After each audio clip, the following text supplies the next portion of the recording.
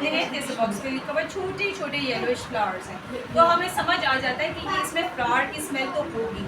साथ साथ कौन सी फ्रेग्रेंसेस है, ये जब हम अपने कस्टमर्स को ट्राई आउट कराते हैं तो हमें पता चल जाता है। अभी पहले इनकी चूँकि डिफरेंट जगह पे करा चुकी है, तो हम अब जो है इनके स्टॉल पे करवा रहे हैं, ठीक है। तो ये हमें बताएंगी कि इसमें क्या क्या शामिल है। मैं बता देती हूँ, जनरली जो नोट्स होते हैं, नोट्स मीन्स परफ्यूम की जो स्मेल जिसे आप लोग बोलते हैं, उसे लैंग्वेज में परफ्यूम की बोला जाता है नोट्स। उसमें या तो फ्लोरल होता है, फ्लोरल मीन्स फ्लावर से कशीदा किया हुआ, या फ्रूटी होता है यानी कि orange juice, grep fruit, strawberry वगैरह वैसी फ्रेग्रेंस, या अर्दी होती है यानी कि जैसे रेत की या पानी बारिश के बाद की फ्रेग्रेंस होती है। सी मिनरल्स की फ्रेग्रेंस हो सकती है हमारे पास। अगर मर्दों का परफ्यूम है तो उसमें वो होंगे नोट्स वुडी के, जैसे कि हमारे पास सीडर वुड है, सैंडलवुड है, मस्क वगैरह, इन सब के होते हैं। तो ये 5-6 तरह के नोट्स होते हैं जिनके बेसिस पे फ्रेग्रेंसेस बनती हैं। तो आप लोग जब फ्रेग्रेंस करते हैं, हमेशा फ्रेग्रेंस का एक ऊपरी भक्का आएगा जो तेज सा होगा, और कुछ देर आप जब आप महफिल में बैठे रहेंगे तो सेकंड वाला नोट आएगा जो थोड़ा बीच वाला होगा, लंबा स्टे करेगा। एंड में जैसे आप घर जा रहे हैं, कपड़े चेंज कर रहे हैं, दूसरे दिन आप तय करके रख रहे हैं, तो बिल्कुल एक अलग सी एंड वाली फ्रेग्रेंस होगी जो शुरू वाली से यकसर मुख्तलिफ होगी।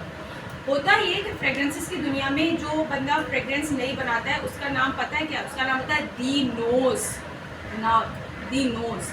जो बंदा जिसकी नोज सबसे ज़्यादा फ्रेग्रेंसेस को पकड़ती है उसको टाइटल मिलता है, ये टाइटल एक दी नोज का। वो क्या करता है, उसे पता होता है कि यार ये मैंने एक नया फूल, नया फ्रूट, नई जड़ी बूटी या कुछ भी मैंने देखा है, इसकी फ्रेग्रेंस मुझे अच्छी लगी, मैं इसको उस फ्रेग्रेंस के साथ मिला के नया परफ्यूम बनाऊंगा।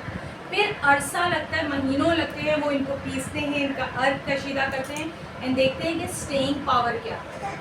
फिर उनको जब मिलाते हैं तो कभी कभार तो कैसा मुरक्कब बनता है, कभी कभार कैसा मुरक्कब बनता है। इन सब चीज़ों में समटाइम्स साल से ज़्यादा लग जाता है, जिसकी वजह से फ्रेग्रेंसेस होते हैं एक्सपेंसिव।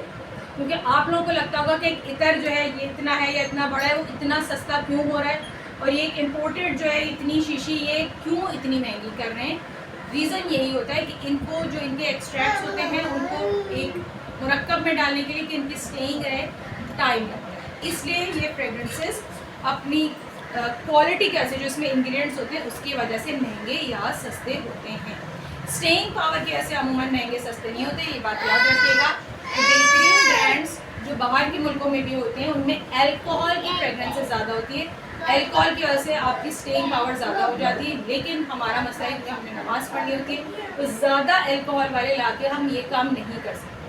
ओरिफ्लेम की तमाम परफ्यूम्स में डी नेचर्ड अल्कोहल होता है, यानी कि अल्कोहल की वो खासियत होती ही नहीं जिसकी वजह से आप नमाज ना पढ़ सकें। तो यस, हम ला के नमाज पढ़ लेते हैं, ये बात थी। और इसी वजह से इनकी थोड़ी सी अच्छी इनकी प्राइसिंग, इसकी वैल्यूड प्राइसिंग होती है, एंड थोड़ी सी स्टेइंग पावर शायद बाहर के परफ्यूम्स के मुकाबले में कम हो। लेकिन अगर आप कपड़ों पे इधर उधर ला लेंगे तो वो कपड़ों के साथ साथ बहुत अरसे, दिनों तक रहते हैं।